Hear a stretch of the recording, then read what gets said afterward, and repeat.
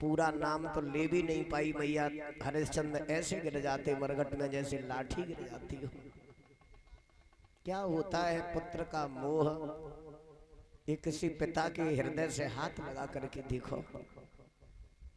क्या होता है पुत्र शोक का दुख, ये किसी दुखिया के कलेजे से पूछ करके देखो।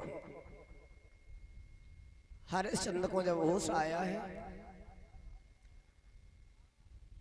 तो मुंह से इतना ही शब्द निकला है, तारा बेटा के सर से साड़ी हटाओ। रोहितास का चेहरा देख करके दानवीर राजा हरिश्चंद्र ने बेटा के दोनों पैर उठा करके अपनी गोद में रख लिए। मैया ने सिर उठा के अपनी गोदी में रख लिया। हरिश्चंद्र पुत्र के पैरों पे मस्तक टेक करके ऐसे रो रहे हैं जैसे मरघट में पागल हो गए हो।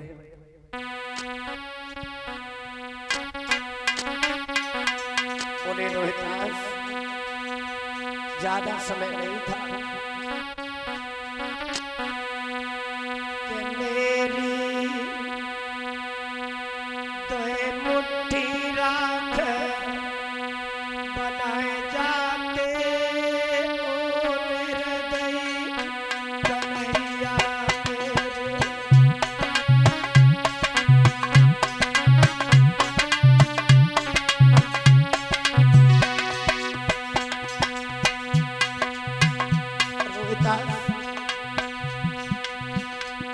तुमने इस पिता को आकर के पांव दबाया जो मेरा कोई हाथ पकड़ने वाला भी नहीं है। बेटा चलो दुनिया रूठ गई, आज जा मरघट में किस्मत फूट गई। बबला करती लगाए जा तो ओ निर्दयी कन्हैया मेरे।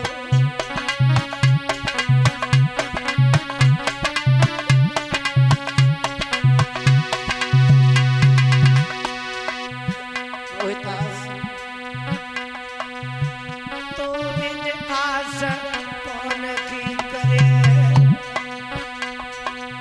तो मेरे बुढ़ापे की लकड़ी बने। हमको अंतिम अग्नि दे जा तो ओ निर्दयी लाडलो मेरो।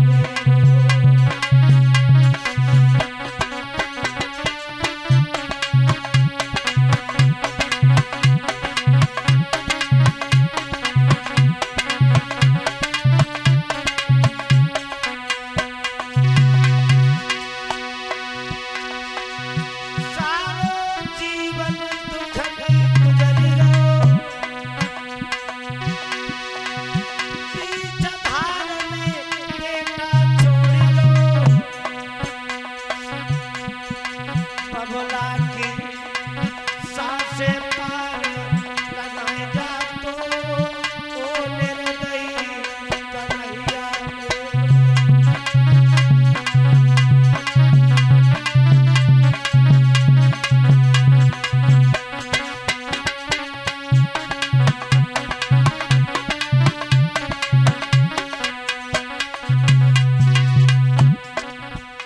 सबक आंसू बहाने के कभी सिखाए नहीं जाते हैं लोगों। जिसके हृदय में दर्द होता है समय पे आंसू आ जाते हैं।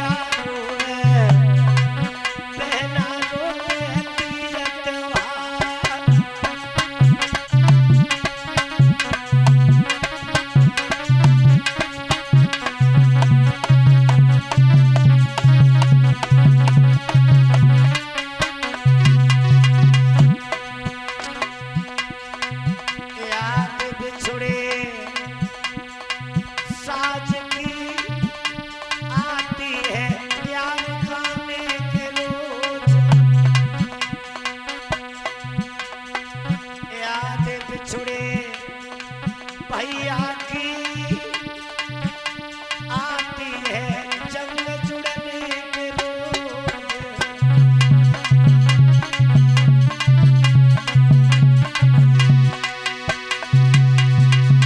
बिछड़े हुए भाई की याद आती है सज्जनों। जिस दिन दुश्मन आंखें निकाल के तुम्हारे सामने सामना करता है, उस दिन भैया का ध्यान आता है। याद बिछुड़ी मैया की आती है बीमारी के रोज। और याद बिछुड़ी बहन की आती है रक्षाबंधन के रोज।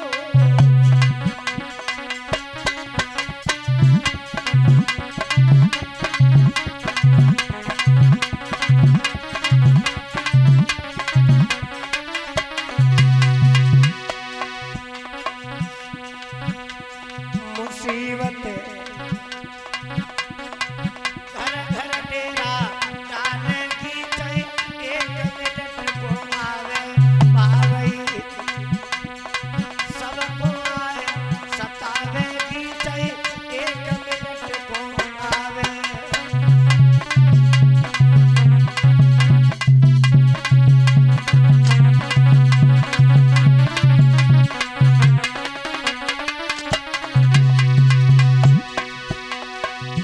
भैया रोए रोए के राजा मरघट में पागल होए गए। परीक्षक रोए रोए के राजा मरघट में पागल होए गए।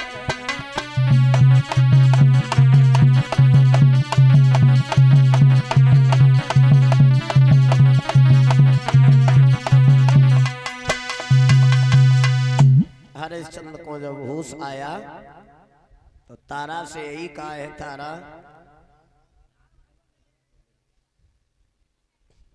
वो दिन याद करो, घड़ा उठाने में तुम्हारा धर्म जा रहा था तो यहाँ हमारे धर्म की बात है। कफन और कर दे दो, मुर्दा जब ये जले टका दो कर को है, ये मेहतर को है घाटन मेरे घर को है। मैं भी किसी का दास हूँ। कफन और कर चुकाने के बाद मुर्दे का दफन होगा।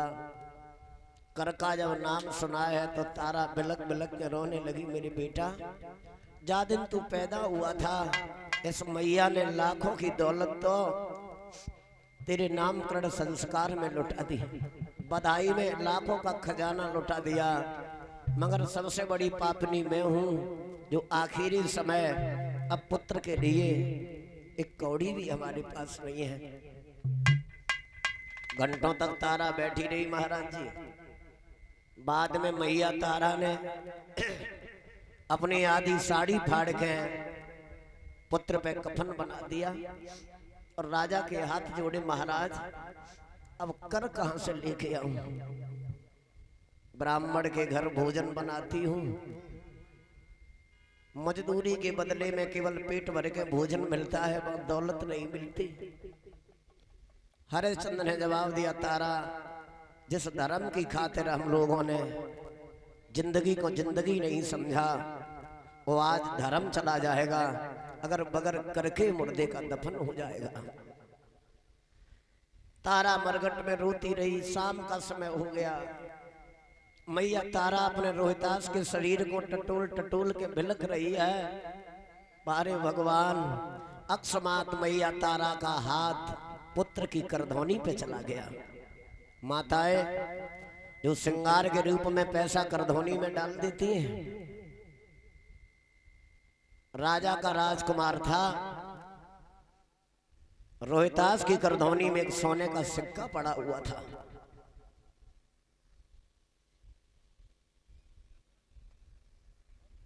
आखिरी घड़ी तारा ने पुत्र का श्रृंगार बिगाड़ दिया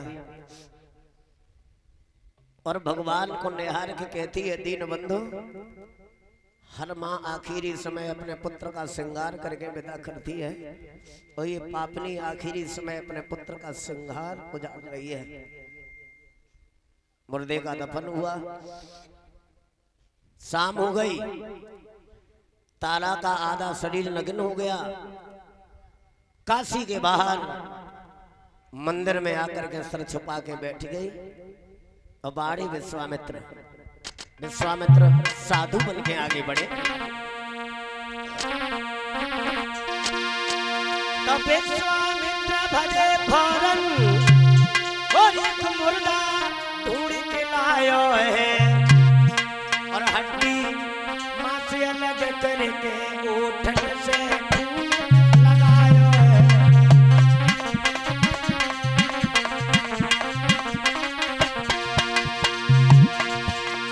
विश्वामित्र आगे बढ़े, एक मुर्दा बच्चे को उठाना है, मंदिर के बाहर मांस डाल दिया, हड्डी फेंक दी और तारा के सर पे हाथ घुमाया, बेटी रो ना, और धीरे से खून तारा के ओठों पे लगा दिया।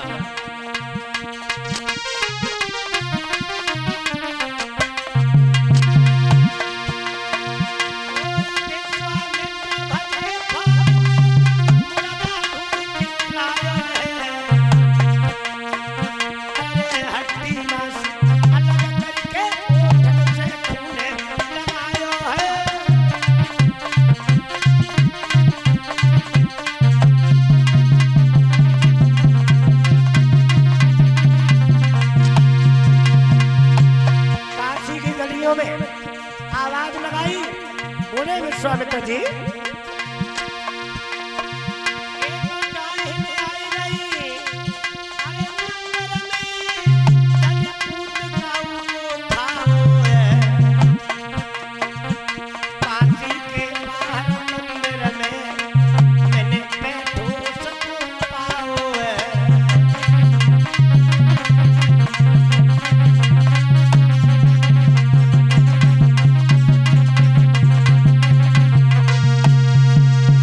विश्वामित्र काशी की गलियों में आवाज दे रहे हैं, काशी में कोई डाहन आ गई, किसी के बच्चे का भक्षण कर लिया।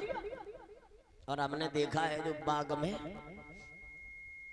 किनारे पे मंदिर है, उस मंदिर में बैठी है।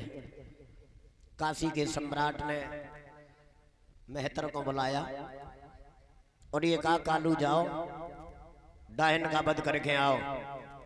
मेहतर ने जवाब दिया, महाराज हमने 20 बार सोना ऐसे ही थोड़ी दे दिया। हरिश्चंद्र को बुलाया, जवाब दिया, सुनो हरिश्चंद्र, काशी के बाहर मंदिर में डायन बैठी है, उसका वध करके आओ। आज हरिश्चंद्र तलवार लेकर के आगे बढ़े। रोते रोते मैया की आंखें सूज गई हैं।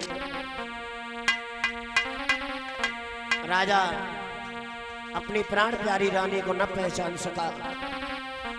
अंधेरे के समय केस पकड़ के मंदिर से बाहर किया, भैया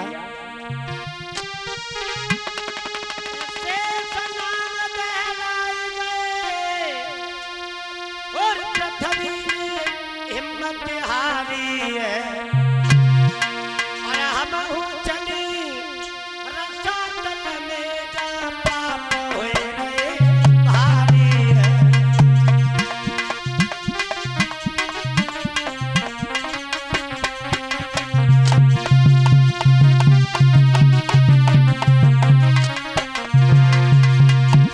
पृथ्वी मैया हिम्मत हार गई।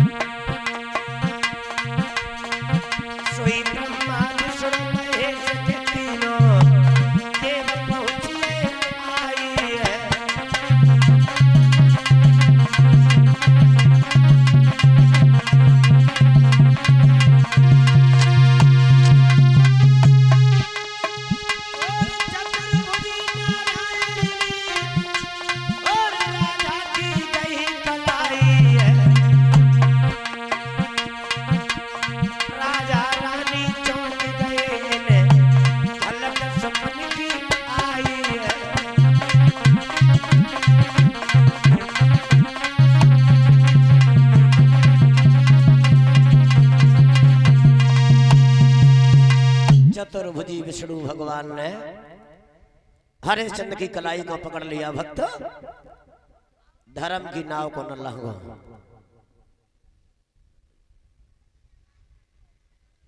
बोले बाबा ने रोहितास को आवाज लगाई। रोहितास मंदिर से कूदता हुआ भगवान के पैरों में गिर गया। न राजा का मरघटिया का रूप रहा, न तारा का डायन का रूप रहा, न रोहितास मुर्दा रहा। इस कहानी से बहुत सुंदर ज्ञान प्राप्त होता है।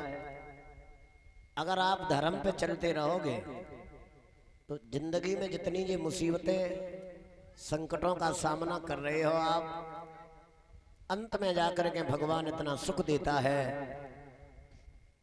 जो पीछे का सारा दुख ऐसा लगता है जैसे सपना देख रहे हो। जिंदगी में सद्मार्ग पे चलना, शुभ काम करना, इसीलिए अत्यावश्यक बताया है। कुछ लोग तो हमने सुना है कह देते मरने के बाद क्या मालूम है क्या होगा क्या नहीं होगा। क्या जरूरी है मरने के बाद में कि सुख मिल रहा है? कहते हैं अच्छे कर्म करोगे तो स्वर्ग में जाओगे, और गलत काम करोगे तो नरक में जाओगे। नरक है कहाँ? हमारे तो समझ में नहीं आ रहा है कि नरक है कहाँ। किसी का